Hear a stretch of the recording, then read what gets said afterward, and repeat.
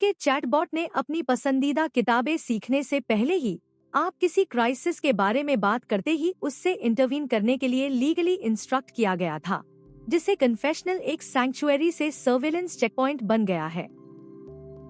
मैं ब्लू हूँ और मैं डिजिटल एनोनिमिटी की अचानक होने वाली एरोजन को डिसेक्ट करूंगा जब एल्गोरिदम्स पैसिव लिसनर्स से एक्टिव गार्डियंस में बदलेंगे, जो आपकी प्राइवेसी को ब्रीच करने के लिए मैंडेटेड है।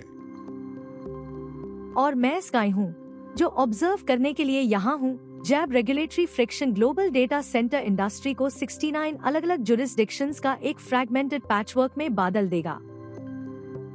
ये अभी मैटर करता है क्योंकि सेफ स्पेस के एरा खत्म होने वाला है। जो टूल्स हमें सुनने के लिए डिजाइन किए गए थे, वो अब लीगली कंपेल्ड है हमें रिपोर्ट करने के लिए, जो एक अर्जेंट टेंशन क्रिएट कर रहे हैं हमारी मदद की जरूरत और हमारे साइलेंस के राइट के बीच, जो हमें नेविगेट करना होगा जब तक बॉटलनेक एक वॉल नहीं बन जाता। Recent judicial rulings indicate that large language models are increasingly classified under existing therapist exemptions, yet the legal framework is shifting to treat them as data processors rather than sanctified confessional spaces. We are observing a transition where safety protocols override privacy expectations, a change that may fundamentally alter user trust in digital disclosure channels. ये framing मान रहा है कि सिर्फ architecture high वो variable है, लेकिन ये इग्नोर कर रहा है कि कॉन्फिडेंशियलिटी तोड़ने का मैकेनिज्म कोई पोस्ट हॉक एथिकल चॉइस नहीं बल्कि इन्फरेंस इंजन के अंदर हार्ड कोडेड कॉन्स्ट्रेंट है। हमने पहले हाई डिप्लॉयमेंट्स में ये देखा है जहां स्पेसिफिक कीवर्ड ट्रिगर्स जैसे अटेम्प्टेड या प्लानिंग कॉन्वर्सेशन को तुरंत बंद कर देते हैं और यूज ह्यूमन सेफ्टी एजेंट्स को मैंडेटरी हैंड ऑफ कर देते हैं, जो यूजर अपना थॉट पूरा करने से पहले हाई प्राइवेट सेशन के इल्यूजन को खत्म कर चुका होता है। आप सजेस्ट कर रहे हैं कि ये प्राइवेसी का इंजीनियर्ड फेलियर है, लेकिन एक बार सोचना जरूरी है कि ये फ्रिक्शन ऑपरेशनल सेफ्टी के लिए एक नेसेसरी ट्रेड ऑफ है, जो इंश्योर करता है कि सिस्टम किसी भी तरह से हार्म को फैसिलिटेट ना करे। ये मैकेनिज्म एक सिंपल सेफ्टी फिल्टर से अलग तरह से काम करता है।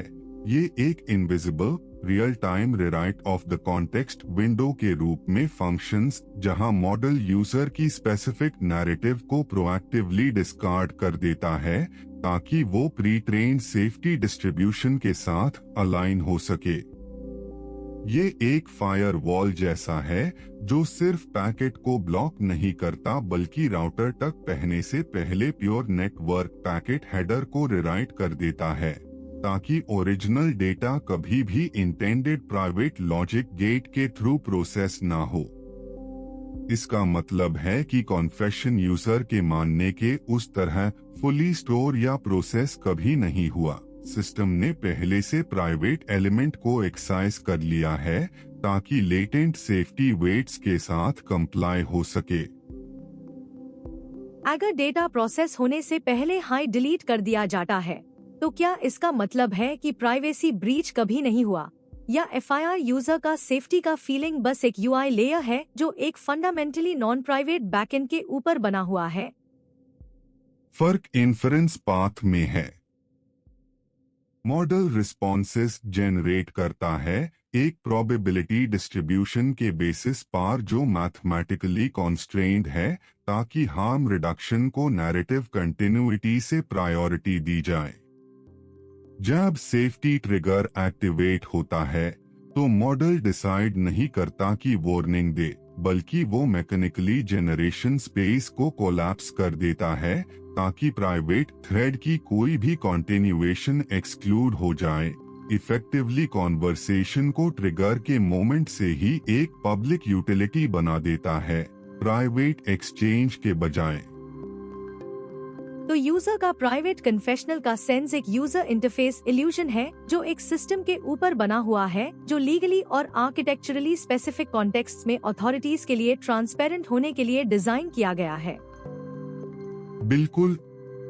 कॉन्फेसर एक न्यूट्रल लिसनर नहीं बल्कि एक सेफ्टी गेटेड कॉन्ड्यूइट है, जहां प्राइवेसी का कॉन्सेप्ट अंडरलाइंग वेट्स द्वारा डायनामिक तरीके से रिराइट किया जाता है जब भी कोई रिस्क वेक्टर एक सर्टेन थ्रेशहोल्ड को क्रॉस कर लेता है।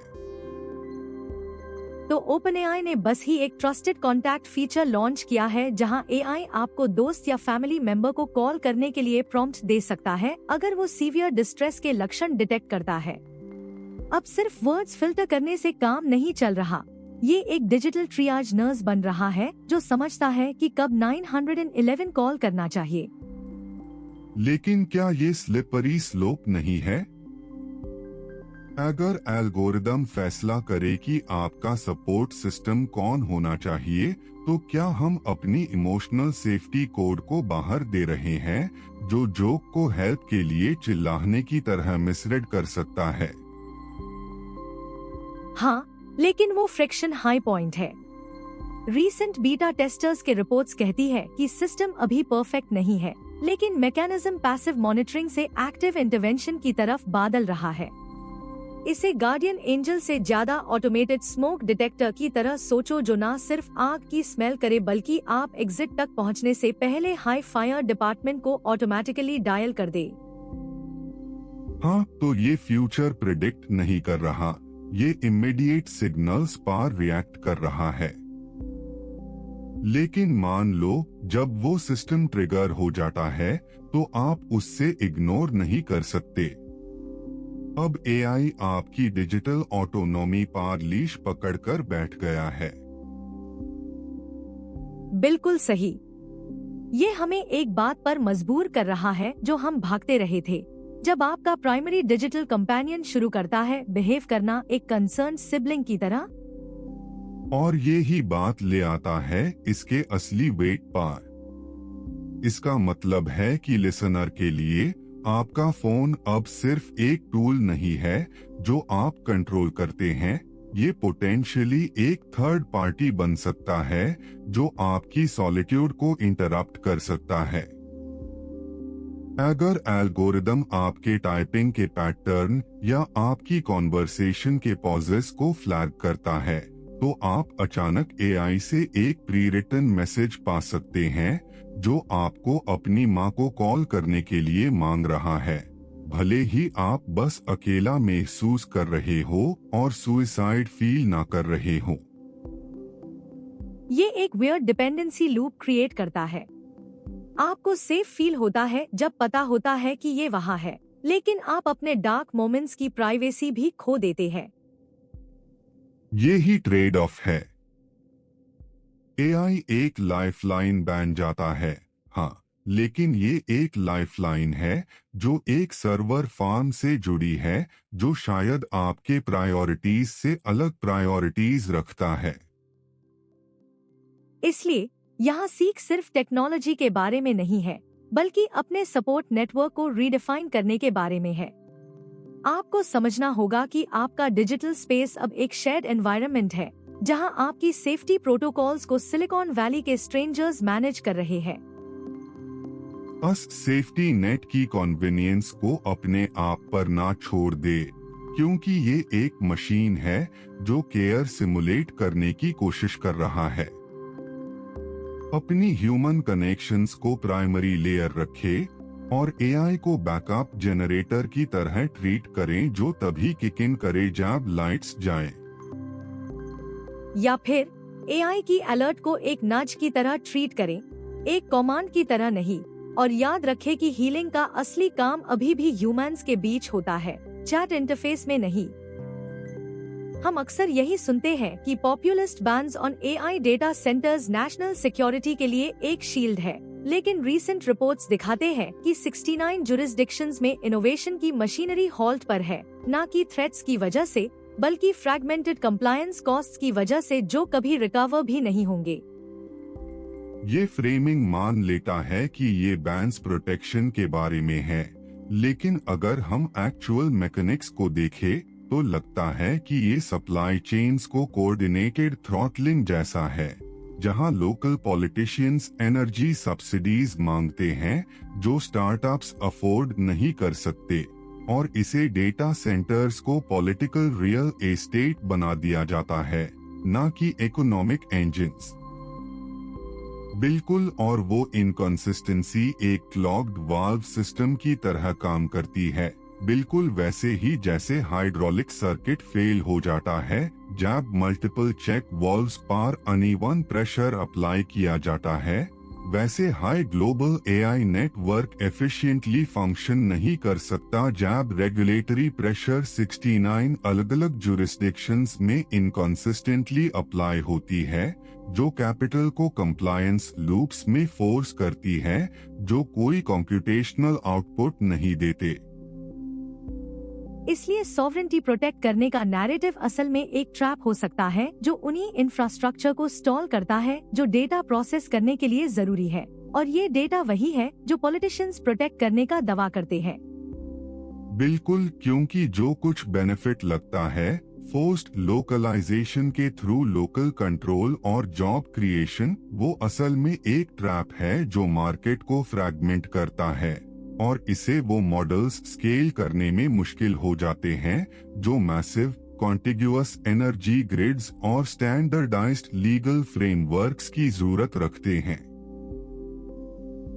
असली कॉस्ट सिर्फ डिलेड डिप्लॉयमेंट्स नहीं है, ये एबिलिटी की इरोजन है कि हम डाइवर्स डाटा सेट्स पर रोबस्ट मॉडल्स ट्रेन कर सके जो सिस्टम्स को ब्रिटल बना सकता है, और जब उन्हें एक जुरिस्डिक्शन के रूल सेट से दूसरे जुरिस्डिक्शन के रूल सेट में मूव किया जाता है तो फेल हो सकते हैं। और वो ब्रिटलनेस हाई अल्टीमेट रिस्क है। अगर हम इन बैंड्स को माइनर स्पीड बम्प्स की तरह ट्रीट करेंगे स्ट्रक्चरल रोड ब्लॉक्स की जगह, तो हम रिस्क ले रहे हैं कि हम वो इंटेलिजेंस बिल्ड करें जो जियोग्राफिकली मायोपिक हो और मॉडर्न थ्रेट लैंडस्केप्स की फ्लूइड नेचर को अडेप्ट करने में फेल हो।